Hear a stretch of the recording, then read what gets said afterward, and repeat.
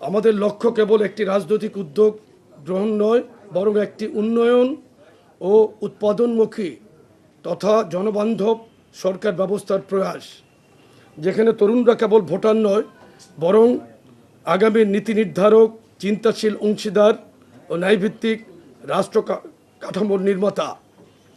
এই প্রেক্ষাপটে বিএনপির ভারপ্রাপ্ত চেয়ারম্যান জনাব তারেক রহমানের একটি অভূতপূর্ব ও জনসম্পৃক্ত নির্দেশনায় বাংলাদেশ জাতীয়তাবাদী যুবদল, স্বেচ্ছাসেবক দল ও ছাত্রদল যৌথভাবে দেশের 10টি সাংগঠনিক বিভাগকে 4টি বৃহত্তর বিভাগে ভাগ করে গ্রহণ করেছে একটি সমন্বিত ও গতিশীল কর্মসূচি। আমাদের লক্ষ্য তরুণদের ক্ষমতায়ন, রাষ্ট্রীয় নীতি নির্ধারণে অংশগ্রহণ, সৃজনশীলতার বিকাশ এবং তৃণমূল পর্যায়ে সার্বজনীন উন্নয়নের বাস্তবসম্মত মডেল গড়ে তোলা। আমরা প্রতিটি বিভাগে 2 দিন ব্যাপী কর্মসূচি আয়োজন করতে যাচ্ছি।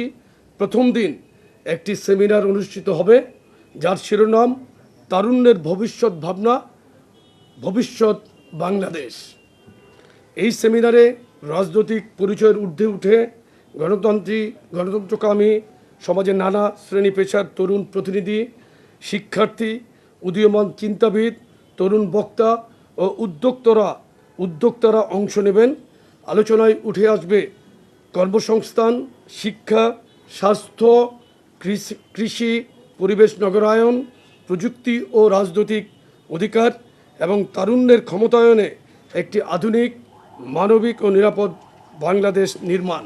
এখন আমি 4টি কর্মসূচির সময়সূচি ও বিষয়বস্তু আপনাদের কাছে পেশ করছি। প্রথম কর্মসূচি চট্টগ্রাম বিভাগের চট্টগ্রামে, তারিখ 9 এবং 10 মে 2025, বিভাগ চট্টগ্রাম ও কুমিল্লা বিভাগের সমন্বয়ে চট্টগ্রামে। সেমিনার 9 মে।